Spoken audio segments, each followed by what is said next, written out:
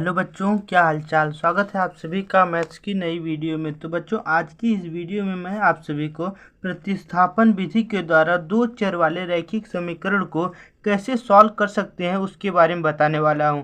तो इस वीडियो में आप लोगों को बिल्कुल बेसिक से एडवांस तक समझाने वाला हूं, तो आप लोग वीडियो को बीच से स्किप ना करें।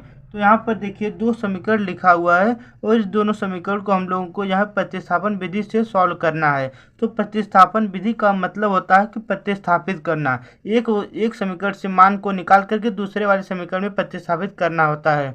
तो देखिए यहाँ पर जो समीकरण देखने में छोटा होता है उस वाले समीकरण से हम लोग x या y के मान को निकाल करके दूसरे वाले समीकरण में प्रतिस्थापित करते हैं। तो ये पहला वाला समीकरण देखिए काफ़ी छोटा है, तो इसी वाले में से हम लोग x या y के मान को दूसरे वाले समीकरण में प्रतिस्थापित करते हैं।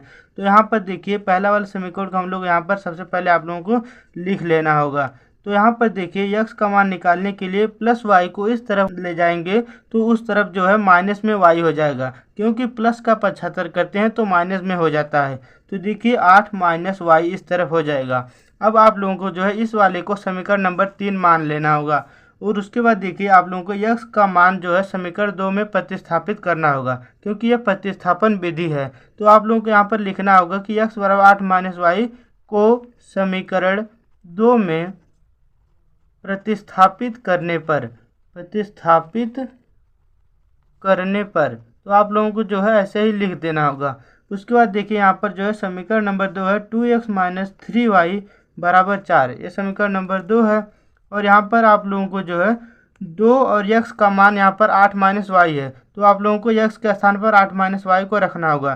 तो यहाँ पर देखिए चलिए रख देते हैं। तो 8 माइनस वाई यहाँ पर x के स्थान पर रखने के बाद माइनस 3y बराबर 4। तो अब आप लोगों को जो है 2 से इसमें जो है गुणा करना होगा, दोनों पदों में आप लोगों को जो है गुणा करना होगा। तो 2 अट्ठे 16 यहाँ पर पहले में हो गया और माइनस 2 का गुणा y में करेंगे तो 2y हो जाएगा, तो यहाँ पर 2y को लिख देंगे और माइनस 3y बराबर 4। उसके बाद देखिए माइनस 2y और यहाँ पर माइनस 3y है, तो देखिए सेम चिन्ह है, तो अब आप लोगों को जो है यहाँ पर जोड़ना होगा। तो देखिए माइनस 2y और माइनस 3y, तो माइनस 2y और माइनस 3y माइनस 5y हो जाएगा। तो आप लोगों को जो है माइनस 5y लिख देना होगा और यहाँ पर देखिए 4 है। तो देखिए अब आप लोगों को यहाँ पर माइनस 5 को अकेला रखना होगा और 16 का इस तरफ 75 कर देना होगा। तो माइनस 5y बराबर 4 और यहाँ पर प्लस में 16 है तो इस तरफ जाएगा तो माइनस में 16 हो जाएगा। तो अब आप लोगों को जो है इसमें माइनस 16 में से 4 को घटा देना होगा। तो माइनस 16 में से 4 जाएगा तो यहाँ पर माइनस का चिन्ह सबसे पहले तो लगेगा और 16 में से 4 जाएगा तो 14 बचेगा, तो यहाँ पर माइनस का 14 लिख देना होगा और यहाँ पर माइनस 5y है।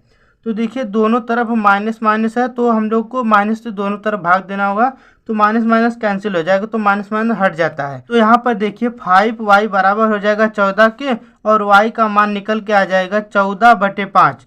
तो देखिए 5 का इस तरफ 75 किए हैं तो यहाँ पर बटे में भागी में हो गया है, क्योंकि इस तरफ गुणा में था। तो यहाँ पर आप लोग देखिए कि y का मान यहाँ पर निकल के आ चुका है। अब आप लोगों को जो है y का मान जो है समीकरण 3 में रखना होगा ताकि x का मान भी आसानी से निकल जाए, क्योंकि जो है प्रतिस्थापन विधि में हम लोग को जो है x और y के मान को ही निकालना होता है। तो अब आप लोग को यहाँ पर लिखना होगा कि y बराबर 14/5 को समीकरण 3 में रखने पर तो देखिए x बराबर 8 माइनस वाई, यह समीकरण नंबर 3 है। तो x बराबर 8 माइनस वाई, 8 माइनस 14/5, y का मान 14/5 है, तो आप लोगों को यहाँ पर 14/5 को लिख देना होगा। तो अब आप लोगों को यहाँ पर देखिए भिन्न की तरह देखने को मिल रहा होगा। तो यहाँ पर आप लोगों को जो है 8 के बटे में कुछ नहीं है तो 8 के बटे में 1 को मान लेना होगा, क्योंकि जहाँ पर कुछ नहीं होता है वहाँ पर 1 होता है। तो देखिए अब आप लोगों को 5 और 1 का एलसीएम लेना होगा। तो 5 और 1 का एलसीएम तो 5 ही आता है, आप लोगों को पता ही होगा। यहाँ पर देखिए 1 में 5 से गुणा हुआ होगा तो 5 से ऊपर में भी आप लोगों को गुणा करना पड़ेगा, क्योंकि यह भिन्न का रूल होता है। तो 5 अट्ठे 40 यहाँ पर आप लोगों को जो है लिख देना होगा और माइनस 14। उसके बाद देखिए x बराबर 40 में से 14 को घटाएंगे, तो चलिए घटाते हैं। 10 में से 4 जाएगा 6 और 3 में से 1 जाएगा 2 बचेगा। उसके बाद देखिए बटे में 5 है, तो यहाँ पर देखिए x का मान 26/5 और y का मान यहाँ पर देखिए y का मान यहाँ पर 14/5 निकल के आ चुका है। तो इस सवाल में हम लोगों को जो है x और y के मान को ही निकालना था और प्रतिस्थापन विधि में हम लोग को x और y के मान को निकालना होता है। तो बच्चों आई होप आप लोग समझ गए होंगे कि प्रतिस्थापन विधि से क्वेश्चन को कैसे सॉल्व किया जाता है और दो चर वाले रैखिक समीकरण का मान कैसे निकाला जाता है। तो बच्चों आप लोगों को हमारी ये वीडियो जरा सी भी अच्छी लगी होगी तो हमारी वीडियो को लाइक करके चैनल को सब्सक्राइब कर लीजिएगा। धन्यवाद।